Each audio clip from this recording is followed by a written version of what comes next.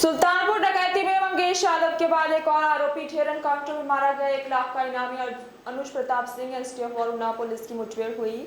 Police की तरफ से की गई जवाबी फायरिंग में आरोपी ढेर हो गया। उसे जिला अस्पताल में डॉक्टरों ने मृत घोषित कर दिया। बाद में पुलिस ने बताया कि अमेठी निवासी अनुज प्रताप सिंह पुत्र धर्मराज सिंह मुठभेड़ में मारा गया। मृतक अनुज प्रताप सिंह की बहन अनीशा ने एनकाउंटर पर सवाल खड़े किए। कानून वास्तव में अंधा है, कोई इंसाफ नहीं मिल रहा। 35 से 40 मुकदमे वाले खुलेआम घूम रहे हैं। उन्होंने कहा, मेरा भाई तो निर्दोष था, उसका एनकाउंटर में उसे मार दिया गया। सजा देने का काम कोर्ट का है, एसटीएफ का नहीं। हापुड़ से अर्जुन शर्मा की रिपोर्ट।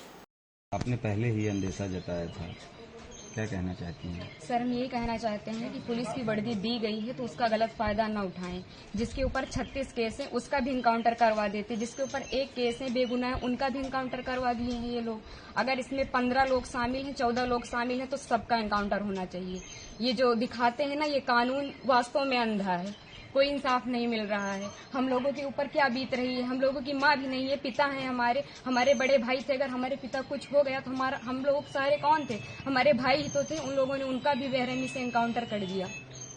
हम यही चाहते हैं कि सबका एनकाउंटर हो, इंसाफ मिले।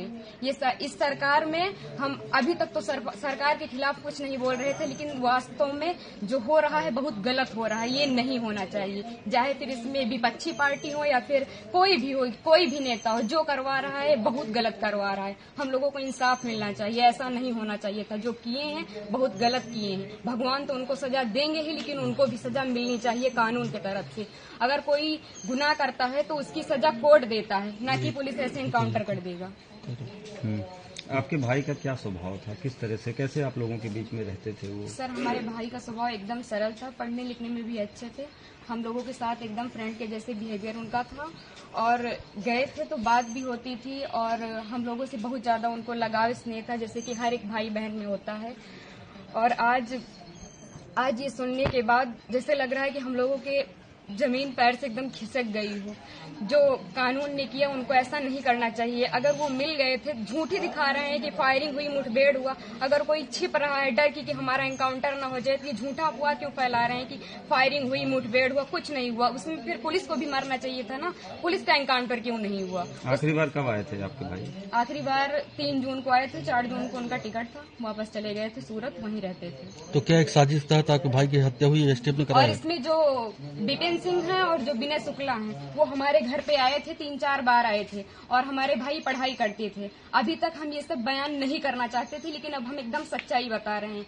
वो लोग उनको लालच देके कि ऐसा गाड़ी होगा, बंगला होगा, वगैरह वगैरह, जबकि भगवान का दिया सब कुछ हम लोगों के पास है, सब कुछ है। लेकिन फिर भी उन लोगों ने लालच दिया, और लालच में ले जाकर उनको सूरत में एक केस में फंसा दिया। उसके बाद वो थे कि नहीं थे, न ये हम लोगों को पता है।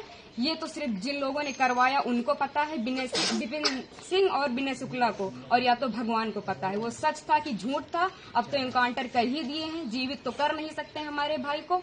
बस हम ये चाहते हैं कि जिन्होंने एनकाउंटर किया उनके ऊपर केस होना चाहिए, कि अगर कोई गुनाह होता है तो उसकी सजा कोर्ट देगा, ना कि एसटीएफ वाले या फिर पुलिस वाले। बस हम यही चाहते हैं। ठीक।